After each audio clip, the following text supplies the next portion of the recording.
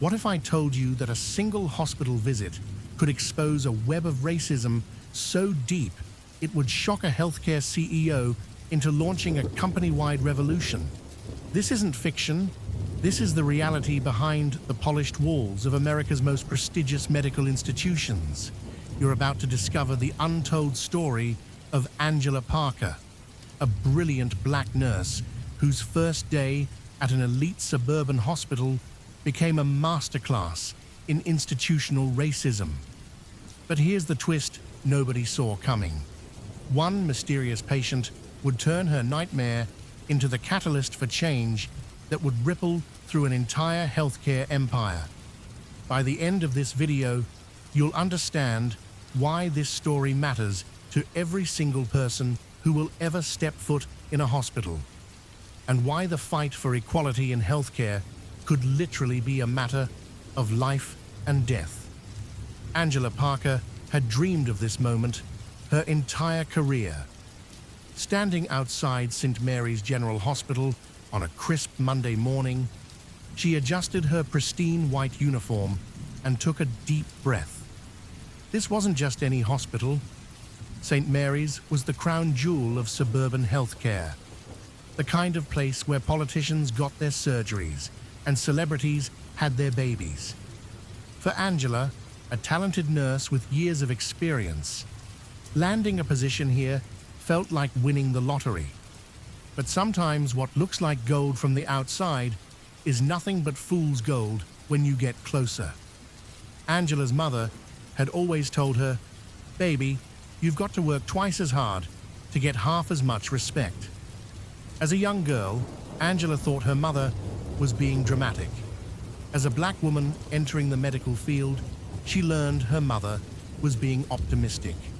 The moment Angela walked through those gleaming hospital doors, she felt it.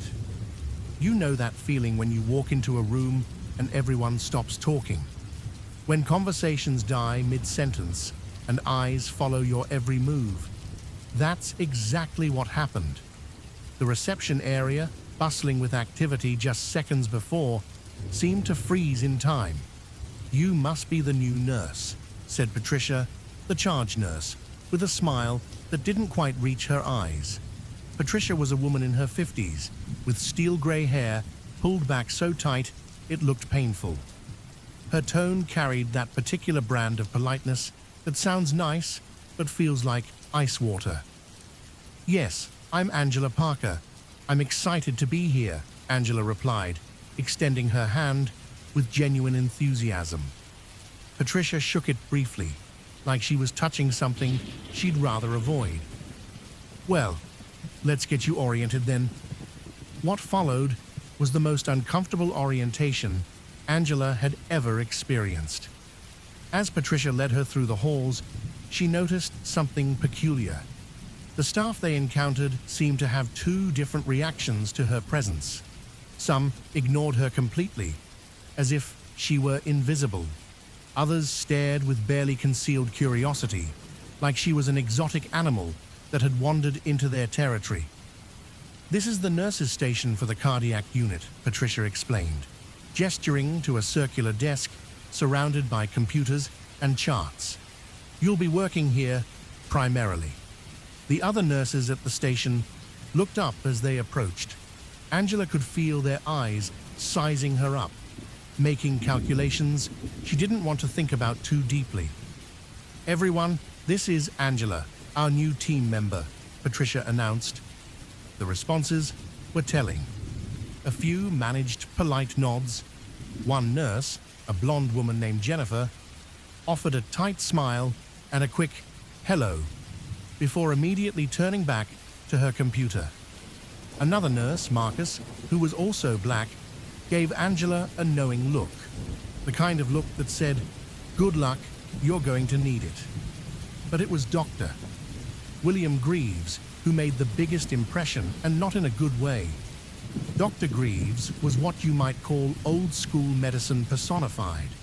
In his mid-60s, with silver hair and an expensive suit that screamed authority, he commanded respect wherever he went. He was the kind of doctor who expected nurses to stand when he entered a room, who never learned anyone's name unless they'd been there for at least 5 years, and who treated the hospital like his personal kingdom. When Patricia introduced Angela to Dr. Greaves, his reaction was memorable. "So, you're the new nurse," he said, looking her up and down like she was a piece of equipment he wasn't sure would work properly. "Where did you train?" "I graduated from Northwestern University's nursing program, and I have 5 years of experience in cardiac care," Angela replied confidently. Dr. Greaves raised an eyebrow. "Northwestern? Interesting. Well, I suppose we'll see how well that translates to real-world medicine." The dismissal in his voice was unmistakable. It wasn't what he said, it was how he said it, like he was already writing her off before giving her a chance to prove herself. Angela's first week was a crash course in workplace psychology. She quickly learned that St. Mary's had an invisible caste system, and somehow, despite her qualifications and experience, she found herself at the bottom of it. Small things started to add up. When she'd suggest a different approach to patient care, based on her experience, her ideas were ignored or dismissed. When she'd ask questions during staff meetings, the room would fall silent, as if she'd broken some unspoken rule about who was allowed to speak. The break room became a particularly uncomfortable space. Conversations would stop when she entered, resume in hushed tones when she sat down, and pick back up to normal volume when she left. It was like living in a social experiment designed to make her feel as isolated as possible. But Angela was tougher than they knew. Her mother had raised her to be resilient, to find strength in adversity. "When they try to make you small," her mother used to say, "you stand taller." So Angela stood taller. She threw herself into her work with a dedication that was impossible to ignore. She arrived early, stayed late, and provided patient care that was nothing short of exceptional. She hoped that excellence would speak louder than prejudice.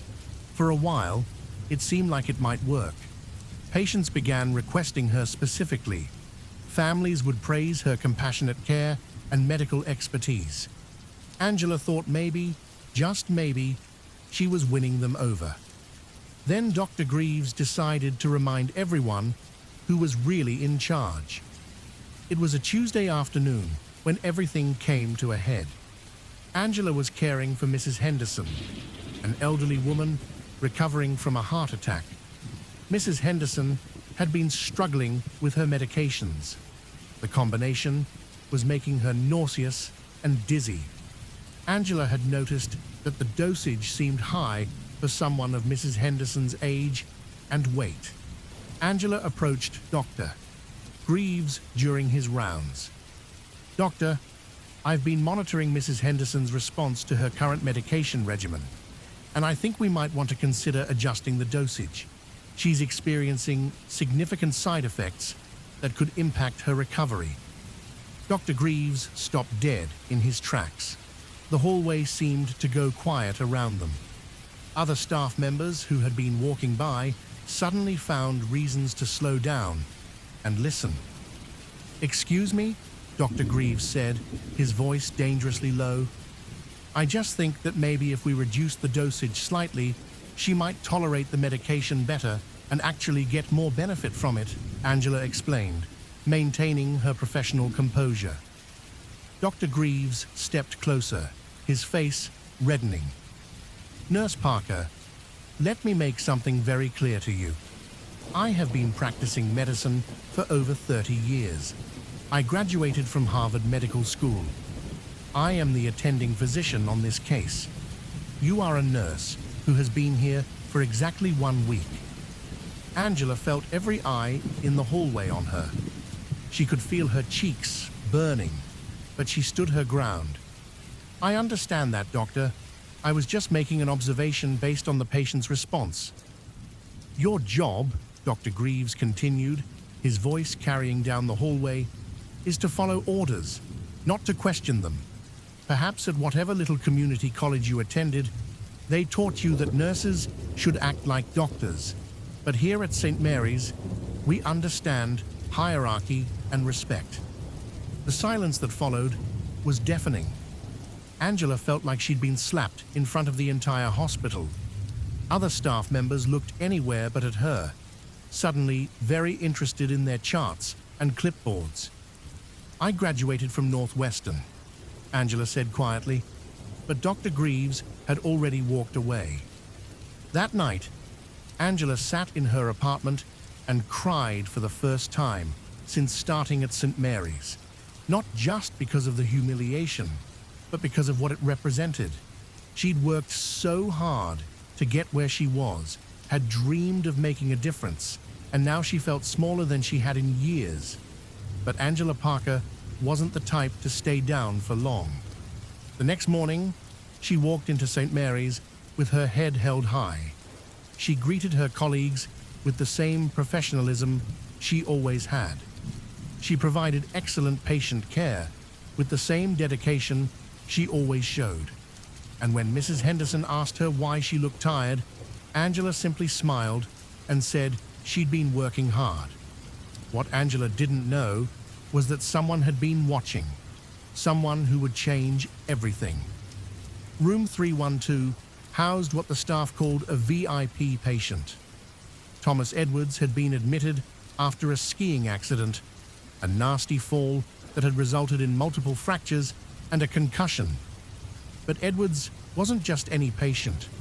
The administration had made it clear that he was to receive the absolute best care St. Mary's had to offer. What made Edwards different wasn't just his VIP status, it was how he treated everyone around him. While most patients barely acknowledged the support staff, Edwards learned everyone's names. He thanked the housekeeping staff, chatted with the orderlies, and treated everyone with the same respect, regardless of their position. And he noticed things. He noticed how some staff members were treated differently than others. He noticed the subtle hierarchies and unspoken rules that governed the hospital's social structure. Most importantly, he noticed Angela. "You're different from the other nurses," Edwards said one afternoon as Angela was checking his IV. "How so?" Angela asked, focused on her work. "You care more. I can see it in how you interact with patients, how you pay attention to details, but I also notice how some people treat you." Angela looked up, surprised by his directness. "I'm not sure what you mean." Edwards studied her face. "I think you know exactly what I mean. I've been in enough boardrooms and hospitals to recognize when someone's being marginalized. The question is, what are you going to do about it?" Angela was taken aback. Patients didn't usually engage in conversations like this.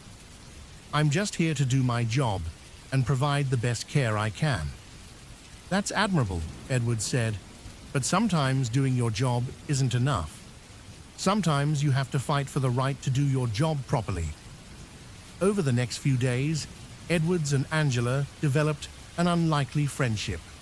He would ask about her background, her experiences, her thoughts on healthcare. Unlike everyone else at St. Mary's, he seemed genuinely interested in her perspective. "I grew up in a family that believed in service," Angela told him one evening as she was finishing her shift. "My mother was a teacher. My father was a social worker. They taught me that if you have the ability to help people, you have the responsibility to do it. And that's why you became a nurse." "That's why I became a nurse," Angela confirmed. "I wanted to be there for people during their most vulnerable moments. I wanted to make a difference." Edwards nodded thoughtfully. "And how's that working out for you here?" Angela paused. She'd been trained to maintain professional boundaries, to not burden patients with personal problems, but something about Edwards made her feel like she could be honest. "It's challenging," she admitted.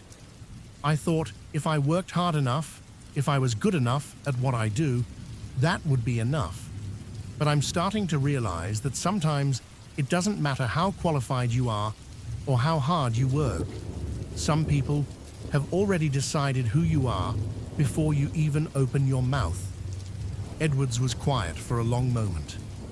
Can I tell you something, Angela? In my experience, the people who judge others based on superficial characteristics are usually the ones who are least confident in their own abilities. They need someone to look down on, to feel better about themselves. It was a perspective Angela hadn't considered. So, what do you do about people like that? Sometimes, Edward said with a slight smile, you wait for the right moment to show them exactly who you're dealing with. Angela wasn't sure what he meant by that, but she sensed there was more to Thomas Edwards than met the eye. The incident that would change everything happened on a Thursday morning. Angela was caring for Mr. Johnson, a middle-aged man who had come in with chest pains. His tests had come back, and the results were concerning. Angela knew that someone needed to speak with Mr. Johnson's family right away. She approached Dr. Greaves, who was reviewing charts at the nurse's station. Doctor, Mr. Johnson's cardiac enzymes are elevated, and the EKG shows some irregularities. His family is here, and I think they need to be updated on his condition.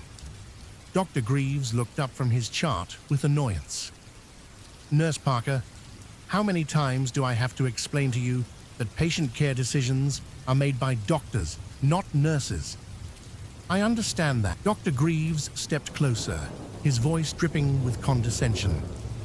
Let me explain something to you, Nurse Parker. This is not some inner-city clinic where nurses pretend to be doctors. This is St. Mary's General Hospital. We have standards here. We have protocols. And those protocols don't include nurses making medical assessments. The silence in the area was complete now. Angela could feel every eye on her, could sense the discomfort of her colleagues who were witnessing this public humiliation. Now, Dr. Greaves continued, I suggest you focus on what you were hired to do, following orders, not giving them. Angela felt the familiar sting of tears behind her eyes, but she refused to let them fall. Not here. Not in front of everyone. Yes, doctor, she said quietly. As Dr. Greaves walked away, Angela noticed something that made her heart sink even further. Some of her colleagues were nodding in agreement. They weren't just witnessing her humiliation, they were endorsing it. But from room 312, Thomas Edwards had heard every word. That afternoon, Edwards asked to speak with the hospital administrator. Within an hour, Director Helen Morrison was sitting in his room, all smiles and professional courtesy. Mr. Edwards, I hope everything has been satisfactory during your stay, Morrison said, settling into the chair beside his bed. Actually, that's what I wanted to discuss, Edwards replied. I've been observing the dynamics here, and I have some concerns. Morrison's smile faltered slightly. Concerns? Tell me about your diversity and inclusion policies, Edwards said directly. Morrison looked surprised by the question. Well, we have policies in place, of course. St. Mary's is committed to providing equal opportunities for all employees. Is that so? Edwards asked. Because from what I've observed, it seems like some employees are more equal than others. Morrison shifted uncomfortably. I'm not sure I understand what you're referring to. Edwards decided to be direct. I'm referring to the systematic mistreatment of Angela Parker by members of your medical staff, particularly Dr. William Greaves. Mr. Edwards, I'm sure there's been some misunderstanding. Dr. Greaves is one of our most respected physicians. Respected by whom? Edwards asked. Because I've witnessed him publicly humiliate a qualified nurse for doing nothing more than advocating for patient care. Is that the kind of respect St. Mary's promotes? Morrison was clearly flustered now. If there have been any interpersonal issues, I'm sure they can be resolved through proper channels. Interpersonal issues, Edwards repeated. Is that what you call workplace harassment and discrimination? Mr. Edwards, I appreciate your concern, but I'm not sure it's appropriate for a patient to involve themselves in internal personnel matters. Edwards smiled, but it wasn't a friendly smile. You're absolutely right. A patient shouldn't involve themselves in personnel matters, but a board member should. Morrison's face went pale. I'm sorry. Let me introduce myself properly, Edwards said, his tone becoming more formal. I'm Thomas Edwards, CEO of Healthcare United. We own a 12% stake in St. Mary's General Hospital, and I sit on your board of directors. The silence that followed was deafening. Morrison looked like she'd seen a ghost. Now, Edwards continued, would you like to discuss your diversity and inclusion policies again? Because from where I'm sitting, it looks like St.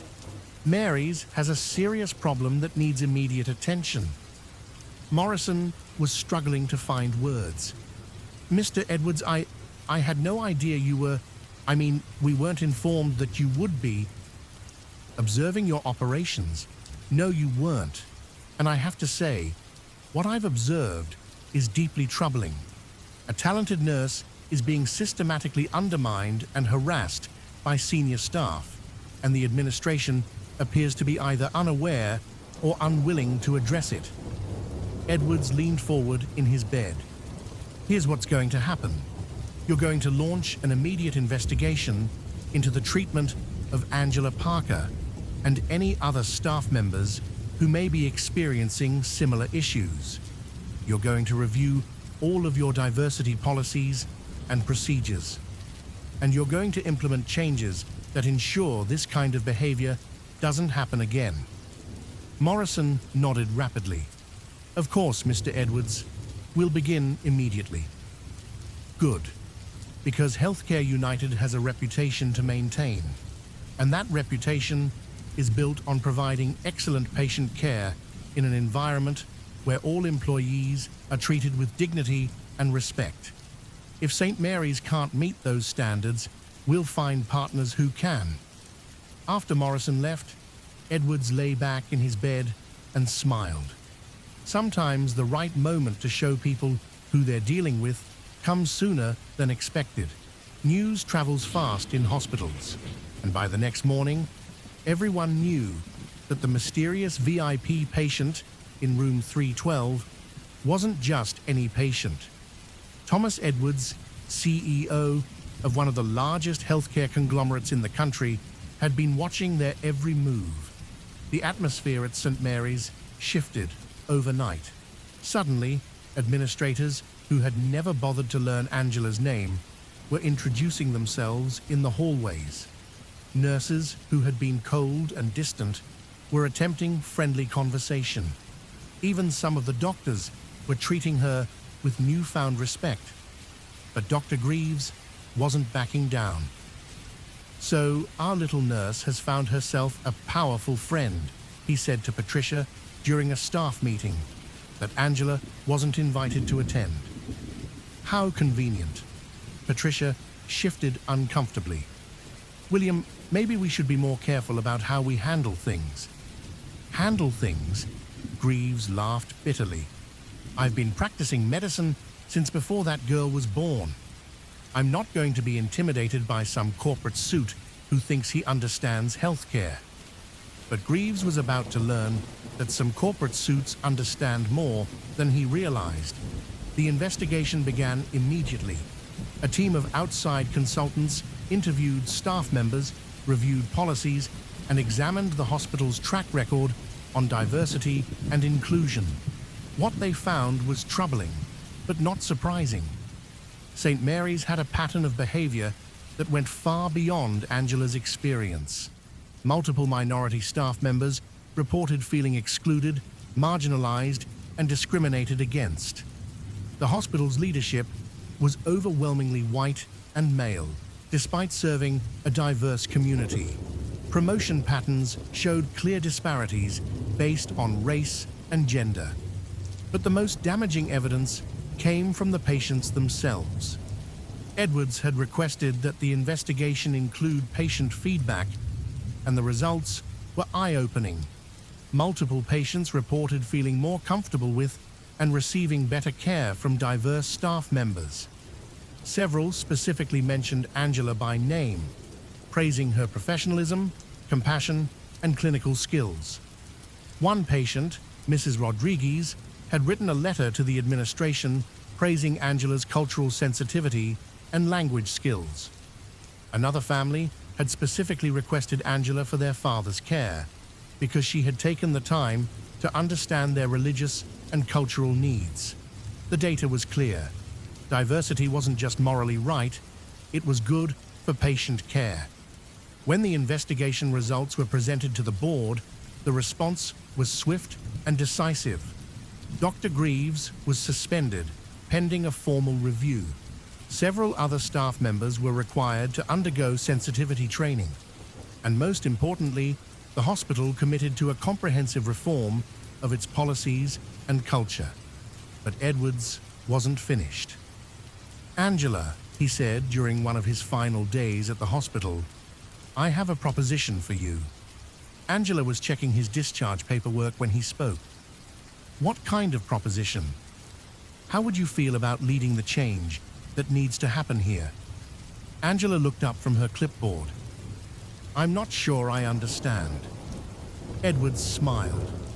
"St. Mary's is going to create a new position, Chief Diversity Officer. The role would involve developing and implementing policies to ensure that all employees are treated fairly and that the hospital provides culturally competent care to all patients. I think you'd be perfect for the job." Angela was stunned. "Me? But I'm just a nurse." "You're not just anything," Edwards said firmly. "You're a highly qualified healthcare professional with first-hand experience of the challenges we need to address. You have the clinical background to understand the medical implications of diversity and inclusion, and you have the personal experience to guide meaningful change."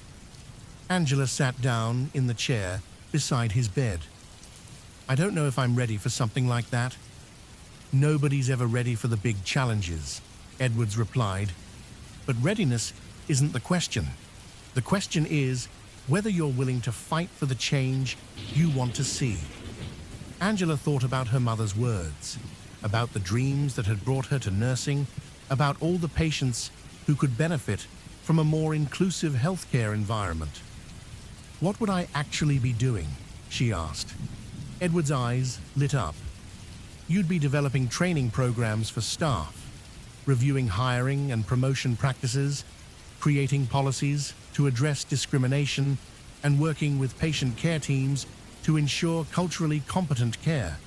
But most importantly, you'd be changing the culture of this institution from the inside out." It was a daunting prospect, but also an incredible opportunity. Angela could transform her negative experience into positive change for countless others. "I'll do it," she said. Edward smiled. "I was hoping you'd say that." Angela's transition from nurse to Chief Diversity Officer wasn't smooth. Some staff members resented her rapid promotion, whispering that she only got the job because of her connections. Others questioned whether she had the experience necessary for such a role. But Angela had learned something important during her difficult weeks at St. Mary's. She was stronger than she knew. Her first initiative was a comprehensive staff training program on unconscious bias and cultural competency. The sessions were mandatory for all employees, from housekeeping staff to senior physicians. The resistance was immediate and intense. "This is ridiculous," complained Dr. Morrison during one of the training sessions. "We're doctors and nurses, not social workers. Our job is to treat disease, not worry about people's feelings." Angela stood at the front of the room, facing a group of skeptical medical professionals. "Dr. Morrison, can you tell me what the leading cause of maternal mortality is for Black women in the United States?" Morrison looked annoyed by the question. Probably the same as for everyone else. Complications during delivery. Actually, Angela replied, black women are 3 to 4 times more likely to die from pregnancy-related complications than white women, and this disparity exists across all education and income levels. Studies have shown that implicit bias in healthcare settings contributes significantly to these outcomes. The room grew quiet. Angela continued, when we fail to examine our own biases, when we dismiss the concerns of certain patients or treat some staff members as less capable based on their appearance, we're not just being unfair, we're potentially putting lives at risk. She clicked to the next slide, showing statistics on health disparities across racial and ethnic groups. Heart disease, diabetes, stroke, cancer. In almost every major health category, we see significant disparities in outcomes. Some of this is due to socioeconomic factors, but research consistently shows that provider bias plays a role as well. Dr. Morrison was no longer looking annoyed. Neither was anyone else in the room. The goal of this training isn't to make anyone feel guilty, Angela explained.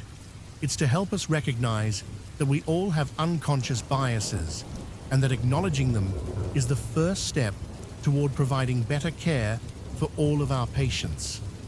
By the end of the session, the atmosphere in the room had shifted. Staff members were asking questions, sharing their own experiences, and beginning to understand how diversity and inclusion directly impacted their ability to provide excellent health care. But the training was just the beginning. Angela worked with the hospital administration to review and revise hiring practices, ensuring that job postings reached diverse candidates and that interview processes were fair and unbiased. She established mentorship programs pairing senior staff with junior employees from underrepresented groups. She created cultural competency resources to help staff better serve patients from different ethnic and religious backgrounds. Most importantly, she established clear policies for reporting and addressing discrimination, with protections for employees who spoke up about unfair treatment. The changes weren't popular with everyone. Some staff members complained that they were being asked to walk on eggshells around minority colleagues. Others argued that the focus on diversity was creating reverse discrimination. Angela addressed these concerns head-on during a town hall meeting 6 months after taking her new role. I understand that change can be uncomfortable, she told the assembled staff. But I want to be clear about what we're doing here and why we're doing it. She paused, looking around the room at faces that ranged from supportive to skeptical to openly hostile. We're not asking anyone to lower their standards or compromise their professionalism. We're asking everyone to examine whether their standards are being applied fairly to all people. We're not creating reverse discrimination. We're working to eliminate all discrimination. A nurse from the pediatric unit raised her hand. But what if focusing on diversity means we're not hiring the most qualified candidates? Angela nodded. That's a fair question, and it's based on a false assumption that diversity and qualifications are somehow opposed to each other. The reality is that when we expand our hiring practices to reach more diverse candidates, we're actually expanding our pool of qualified applicants. She clicked to a slide showing the hospital's recent hiring statistics. Since we've implemented our new practices, we've seen an increase in the overall qualifications of our new hires. We're attracting talented professionals who might not have considered St. Mary's before because they didn't see themselves represented here. Another hand went up. What about patient preferences? Some patients specifically request white doctors or nurses. This was a question Angela had been expecting. Patient comfort is important, and we try to accommodate reasonable requests when possible, but we also have an obligation to provide the best possible care, and sometimes that means challenging patients' preconceptions. She shared a story about Mrs. Chen, an elderly Chinese patient who had initially been reluctant to work with Angela because she wasn't Asian. Mrs. Chen's family was concerned that Angela wouldn't understand their cultural needs. But Angela took the time to learn about their traditions, arranged for appropriate dietary accommodations, and ensured that Mrs. Chen's family could participate in her care in ways that were meaningful to them.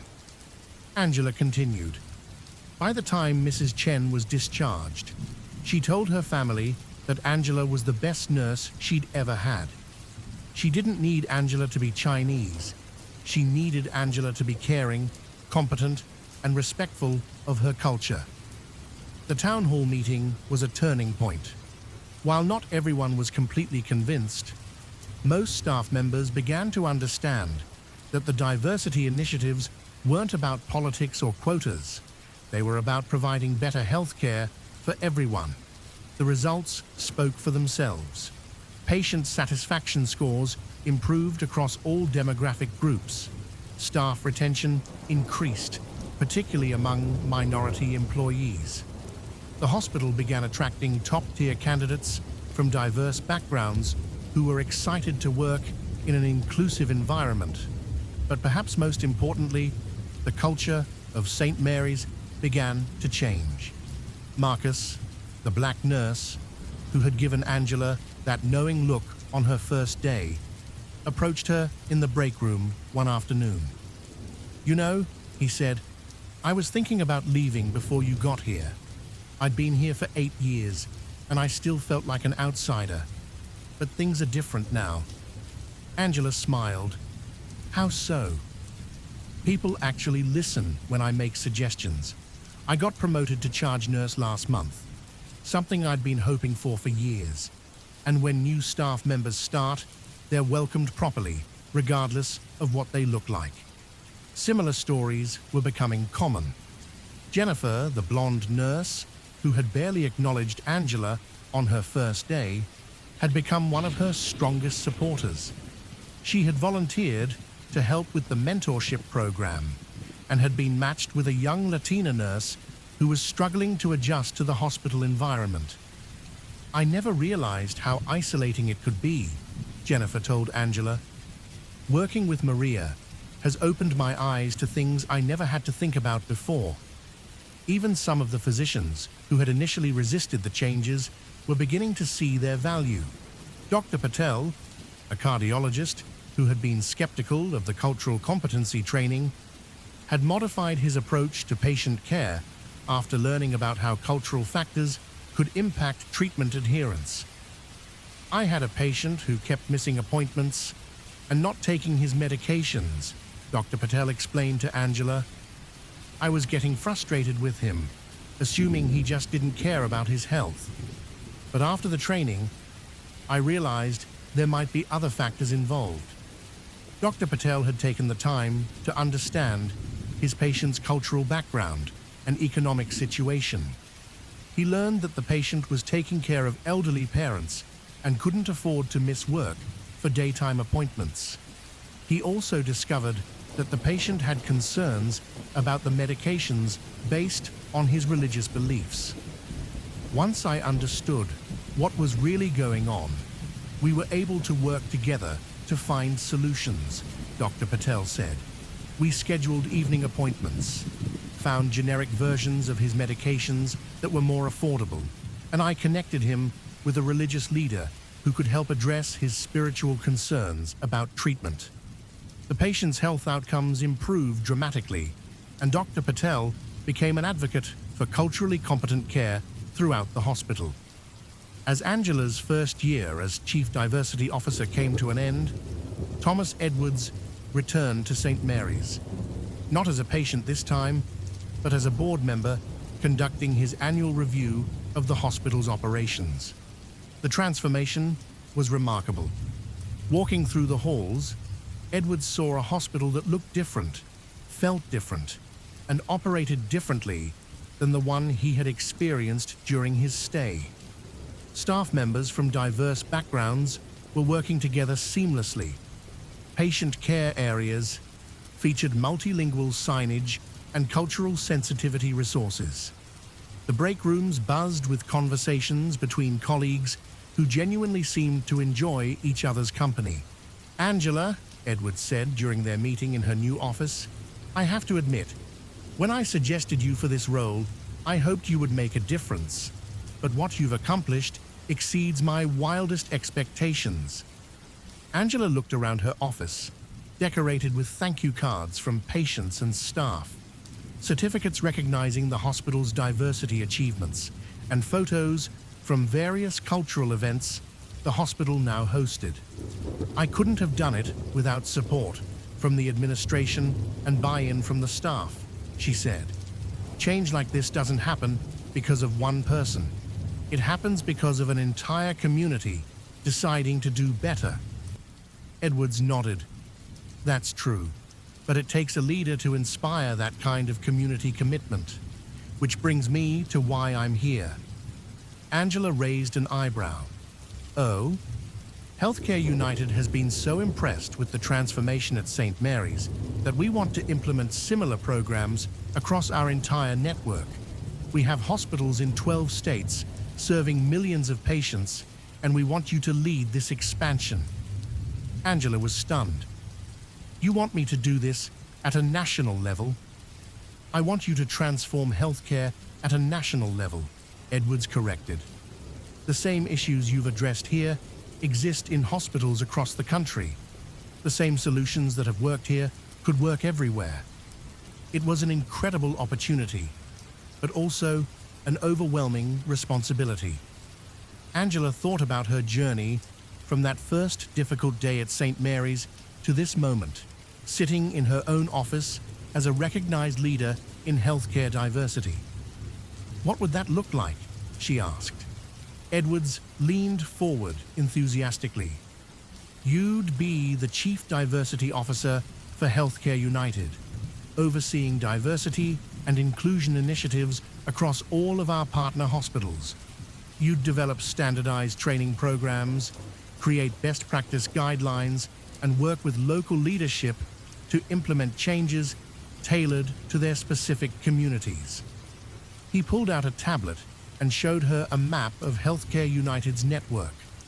"Imagine the impact you could have. Hundreds of thousands of healthcare workers receiving the kind of training you've developed. Millions of patients receiving more culturally competent care. An entire industry shifting toward greater equity and inclusion." Angela stared at the map, thinking about all the Angela Parkers out there who were struggling in hostile work environments, all the patients who weren't receiving the care they deserved because of bias and discrimination. "I'll need a team," she said finally. Edwards smiled. "Whatever you need. And I want to make sure we're not just implementing policies from the top down. Each hospital needs to develop solutions that work for their specific community and patient population."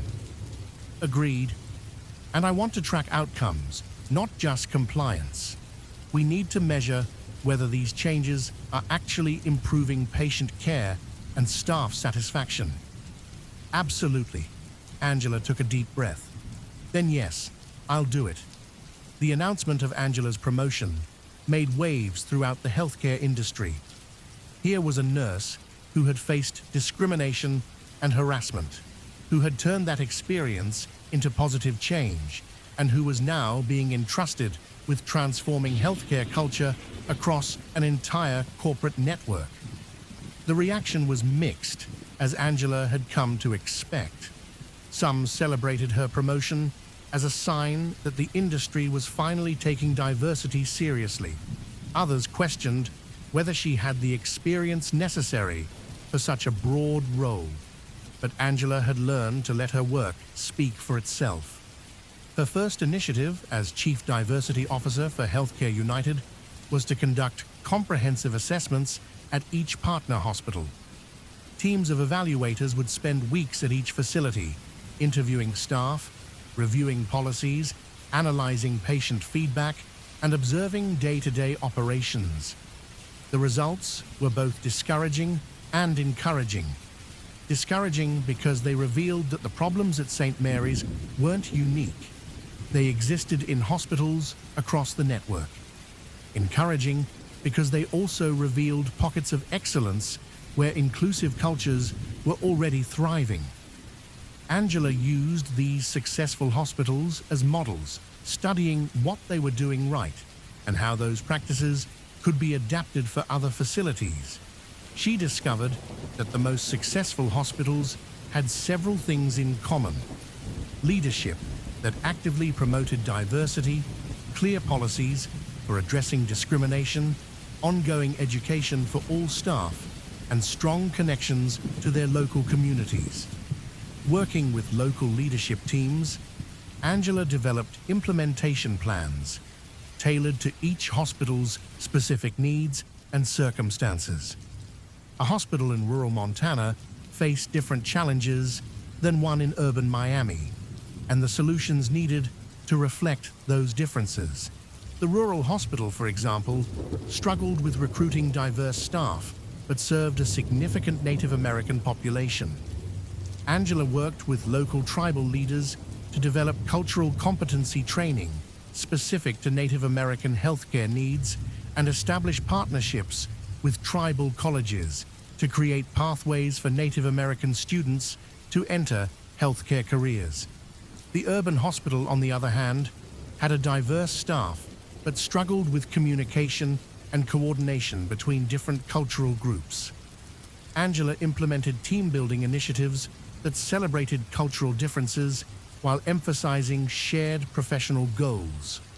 Each hospital presented unique challenges and opportunities, but Angela's approach remained consistent. Listen to the community, understand the specific context, and develop solutions that addressed root causes rather than just symptoms. The transformation wasn't always smooth.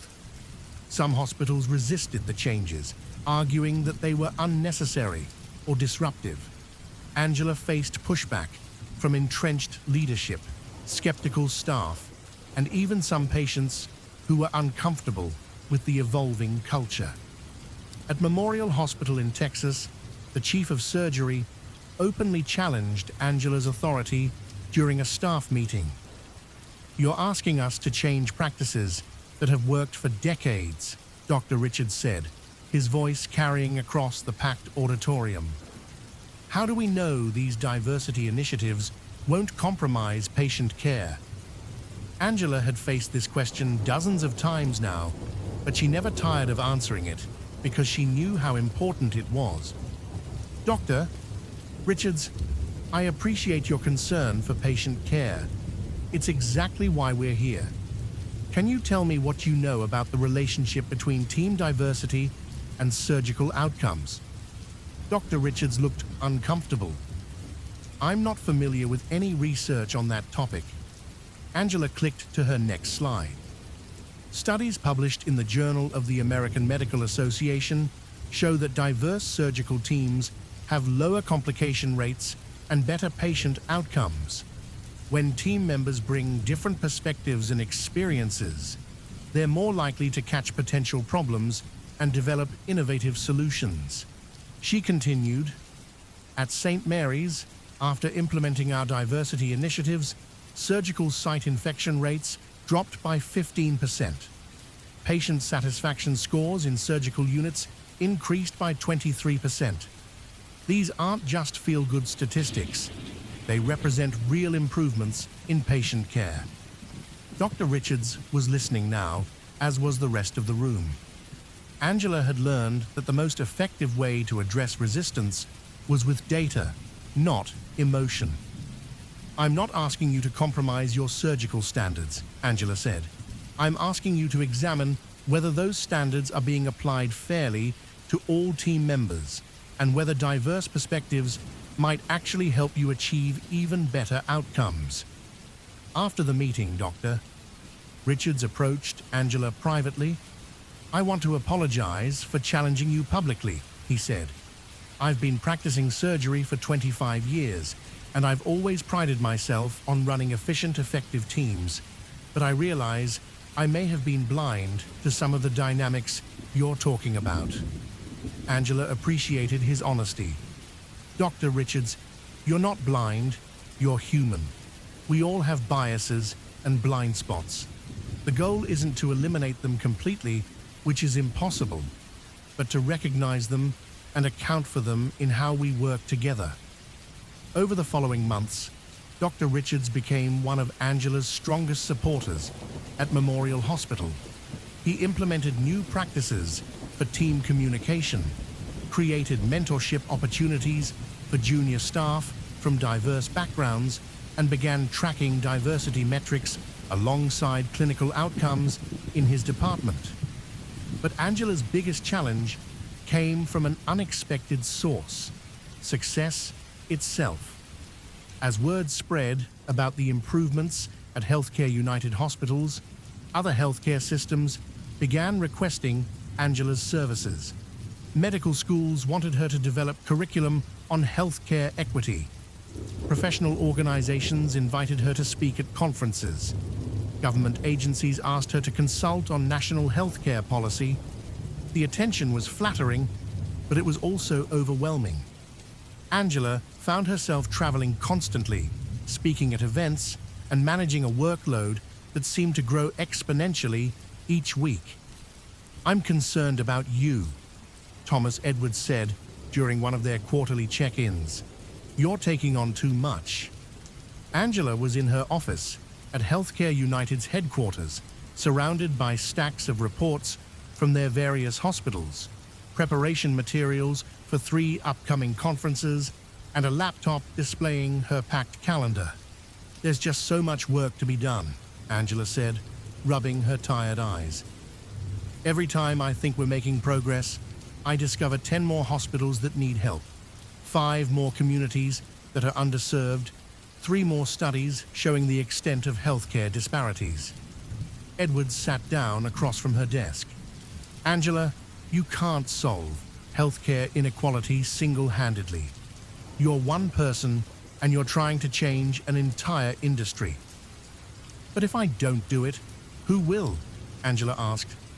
"I have a platform now, influence that I never imagined I'd have. How can I say no to opportunities to make a difference?" Edwards was quiet for a moment. "Do you remember what you told me during our first conversation about your parents?" Angela thought back to those early days at St. Mary's, when Edwards was just a mysterious patient and she was a struggling nurse. "They taught me that if you have the ability to help people, you have the responsibility to do it." "Exactly. But they also raised you to be smart about how you help. You can't help anyone if you burn yourself out trying to help everyone." Angela knew he was right. She'd been so focused on the mission that she'd forgotten to take care of herself. She was sleeping poorly, eating irregularly, and missing important moments with friends and family. "What do you suggest?" she asked. Edwards smiled. "I suggest we scale you. Instead of trying to be everywhere at once, we train others to do what you do. We create a network of diversity leaders who can carry this work forward in their own communities." The idea was brilliant in its simplicity. Angela began developing a comprehensive training program for healthcare diversity professionals.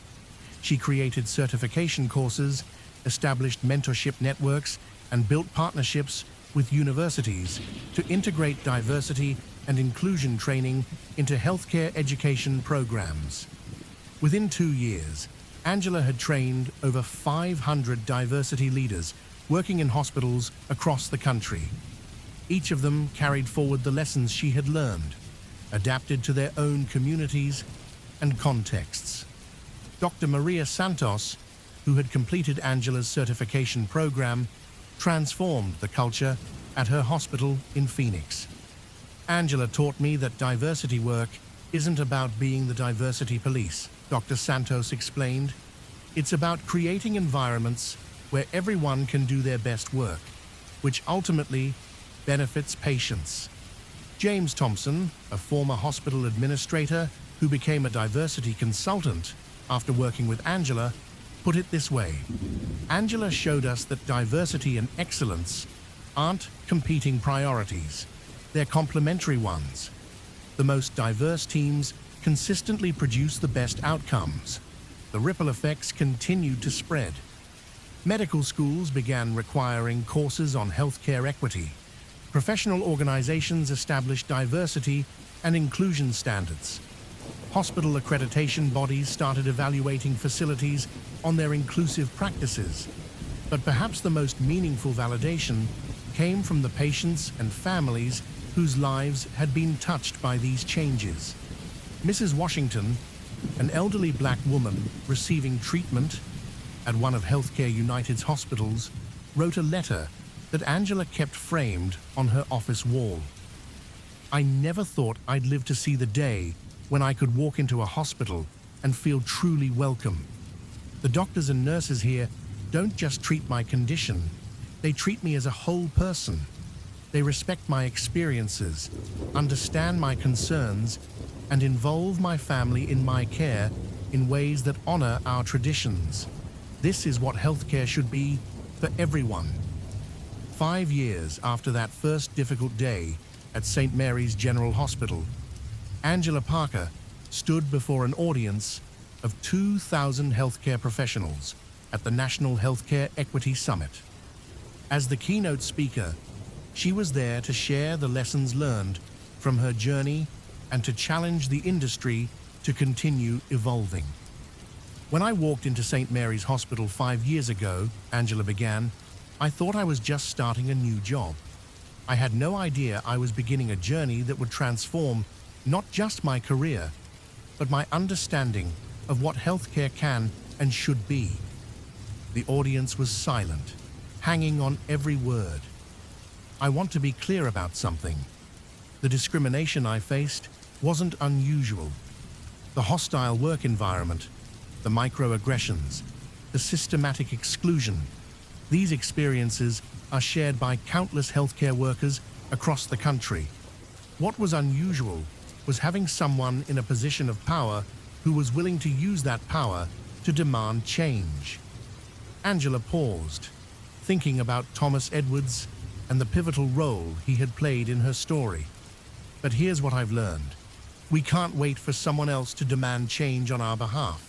Each of us has the power to create more inclusive environments in our own spheres of influence. Whether you're a nurse, a doctor, an administrator, or a support staff member, you can make a difference." She clicked to her next slide, showing statistics on Healthcare United's network over the past 5 years. Patient satisfaction scores had increased across all demographic groups. Staff retention had improved significantly. Clinical outcomes had gotten better in virtually every measured category. "These numbers tell a story," Angela said. "They tell us that when we create environments where all healthcare workers can thrive, patient care improves. When we eliminate bias and discrimination, we don't just make our workplaces more fair, we make them more effective." But Angela wasn't finished. She had one more point to make, one that went to the heart of why this work mattered. "Healthcare is fundamentally about human dignity," she said. "When someone comes to us in their most vulnerable moment, seeking healing and care, they're trusting us with their life. That trust is sacred, and it doesn't depend on their race, their religion, their sexual orientation, or their economic status." Angela's voice grew stronger as she continued. "Every patient deserves to be treated with respect and compassion. Every healthcare worker deserves to work in an environment where their contributions are valued and their perspectives are heard. And every community deserves access to healthcare that understands and serves their unique needs." The applause that followed was thunderous, but Angela wasn't done yet. "The work we've accomplished over the past 5 years is just the beginning," she said. We've proven that change is possible, but we haven't finished the job. Healthcare disparities still exist. Discrimination still occurs. Bias still influences medical decisions. She paused, looking out at the sea of faces before her. But I'm optimistic about the future because I see it in this room. I see healthcare professionals who refuse to accept the status quo. I see leaders who are willing to have difficult conversations and make hard changes. I see a new generation of doctors and nurses who understand that diversity isn't just morally right, it's medically necessary. Angela concluded her speech with a challenge. Each of you has the power to be a catalyst for change in your own institution. You don't need a CEO's backing or a board's approval to treat your colleagues with respect, to listen to perspectives that differ from your own, or to advocate for patients who might otherwise be overlooked. She smiled, thinking about how far she'd come from that frightened nurse who had been publicly humiliated in a hospital hallway. The question isn't whether you have the power to make a difference. The question is whether you'll choose to use it. As Angela left the stage to another standing ovation, she reflected on the journey that had brought her to this moment. It had started with pain, discrimination, and exclusion, but it had led to purpose, transformation, and hope. The work wasn't finished. It might never be completely finished, but Angela Parker had proven something important. One person, in the right circumstances, with the right support, could indeed change an entire industry. And in healthcare, where the stakes are literally life and death, that change couldn't come soon enough. Today, Angela Parker continues to lead Healthcare United's diversity and inclusion efforts, but her influence extends far beyond any single corporation. She serves on advisory boards for medical schools, consults with government agencies on healthcare policy, and mentors the next generation of healthcare leaders. The little girl who had listened to her mother's wisdom about working twice as hard for half the respect had grown into a woman who was changing the rules of the game entirely. But perhaps most importantly, Angela never forgot where she started. Every month, she returns to St. Mary's General Hospital, not as a patient or visitor, but as a reminder that every healthcare worker, regardless of their background, deserves to be treated with dignity and respect. The hospital that once made her feel unwelcome now displays a plaque in the main lobby honoring her contributions to healthcare equity. It reads, "In recognition of Angela Parker, whose courage in the face of adversity transformed not just this institution, but an entire industry." Angela often stops to read that plaque, not out of pride, but as a reminder of how far they've all come and how much work still lies ahead. Because in the end, this isn't just Angela Parker's story. It's the story of everyone who has ever felt marginalized, excluded, or discriminated against in their workplace. It's the story of what happens when good people refuse to accept bad behavior. And most importantly, it's the story of how individual courage, combined with institutional commitment, can create lasting change that benefits everyone. The healthcare industry still faces challenges around diversity, equity, and inclusion. But thanks to pioneers like Angela Parker, those challenges are now being met with solutions, strategies, and most importantly, hope. And that might be the most important medicine of all. If this story inspired you to think differently about workplace discrimination and the power of individual action, hit that subscribe button, because we've got more incredible stories of people who refuse to accept the status quo and change the world in the process.